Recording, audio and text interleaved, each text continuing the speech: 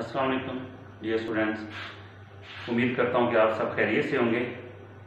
जैसा कि आपको पता है कि हम लोग पढ़ रहे हैं 9th क्लास की जो है वो साइंस की मैथ। आज हम जो है वो चैप्टर नंबर 1 का जो है एक्सरसाइज नंबर 1.3 के जो क्वेश्चन बाकी रह गए थे आज वो हम करेंगे। आज हमारा क्वेश्चन नंबर है 4 और ये क्वेश्चन है हमारा ज़ैल का ज़रबी हासिल मालूम करें। यानी ये दो जो है हमारे पास कॉलम हैं तो हम इन दोनों को ज़रब करेंगे आपस में। तो ज़रब करने का इसका तरीका ये होता है कि पहली रो जो है वो पहले कॉलम से ज़रब होगी, फिर पहली रो को दूसरे कॉलम से ज़रब करेंगे। इसी तरीके से फिर दूसरी रो पहले कॉलम से, फिर दूसरी रो को दूसरे कॉलम से ज़रब करेंगे। इसी तरीके से तीसरी रो को पहले कॉलम से और फिर तीसरी रो को दूसरे कॉलम से हम ज़रब करेंगे। देखिए कैसे करते हैं हम लोग, मैं आपको करके दिखाता हूँ। ये ठीक है, ये इसकी पहली रो है, ठीक है, और ये है पहली रो जो है वो इसके वो जो इसके अदाद हैं वो हैं 2 और 3। और सबसे पहले पहली रो को पहले कॉलम से करेंगे तो ये आ जाएगा 2 को मल्टीप्लाई करेंगे पहले अदद को पहले अदद से, तो ये आ जाएगा 2 × 2। और जब दूसरे अदद को हम करना चाहेंगे पहले अदद के बाद तो हमेशा सेंटर में आएगा प्लस, तो ये आ जाएगा 2 × 2 और ये फिर आएगा 3 × 3। इसी तरीके से ये पहली रो का जो है वो मल्टीप्लाई हो गया पहले कॉलम के साथ और फिर हम पहली ही रो को दूसरे कॉलम से करेंगे गैप देके, जैसे पहले अदद में और दूसरे अदद में गैप है। तो पहले अदद हमारे पास है 2 × -1 माइनस के, तो इसलिए मैंने इसे ब्रैकेट के अंदर जो है वो लिख दिया, ये 3 × 3, ठीक है। और ये फिर आ जाएगा दूसरा इसका अदद है 3 और दूसरे कॉलम का दूसरा अदद है 0, तो हम लिखेंगे +3 × 0, 3 × 0।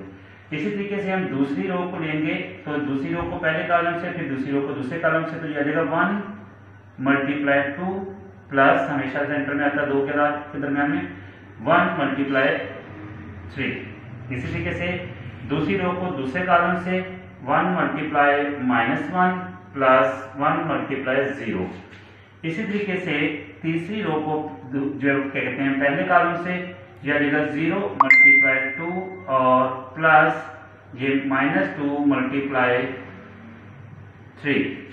फिर आ जाएगा तीसरी रो को दूसरे कॉलम से 0 × -1 और प्लस -2 × 0। तो ये हमारे जो है सारे के सारे जो है वो ये ज़रब हो गए हैं, ठीक है। अब हम इनको प्लस माइनस कर लेंगे। फिर देख लें कि जब भी दो कॉलम्स को आपस में मल्टीप्लाई किया जाता है तो पहले कॉलम की पहली रो उसके पहले कॉलम से ज़रब करती है। पहले कॉलम की ये पहला कॉलम हमारे पास है, इसकी जो रो है पहली वो है 2 3 और इसका पहला जो कॉलम है वो है 2 3, ठीक है जी। तो हम इसको इससे मल्टीप्लाई करेंगे, यानी 2 × 2 प्लस 3 × 3। फिर पहली रो को जो है दूसरे कॉलम से करेंगे तो 2 × -1 और 3 प्लस आएगा सेंटर में 3 × 0।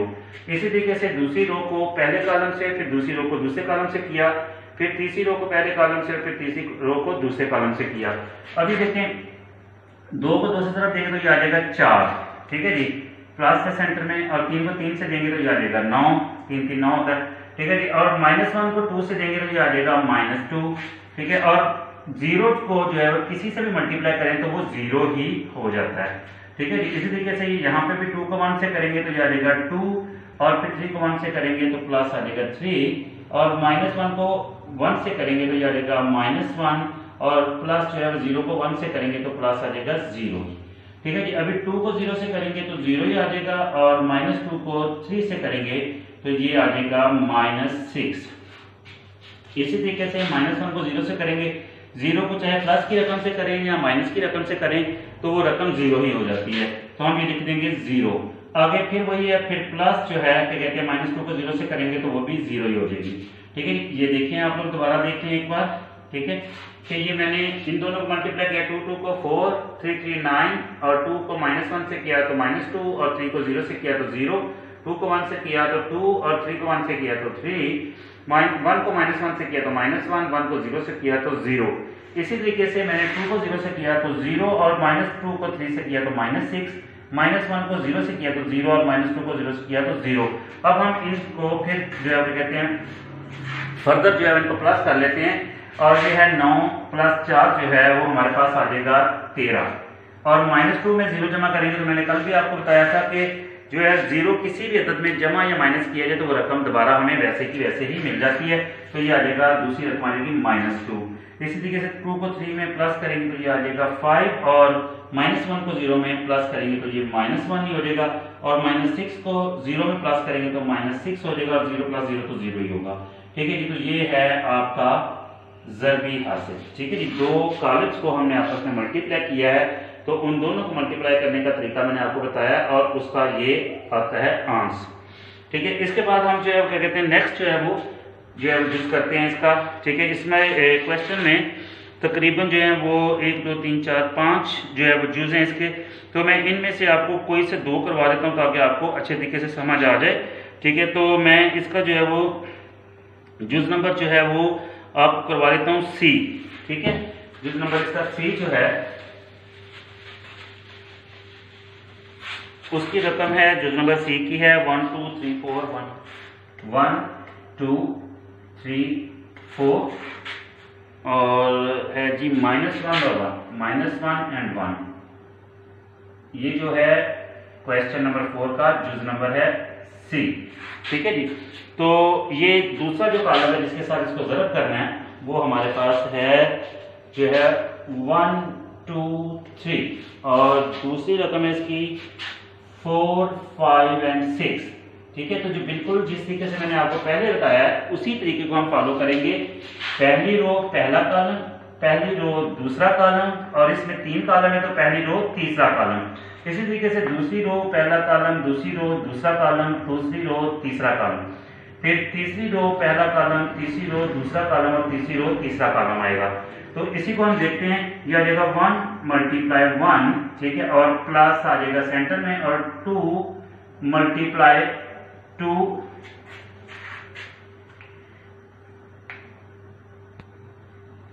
1 × 1 प्लस 2 × 4।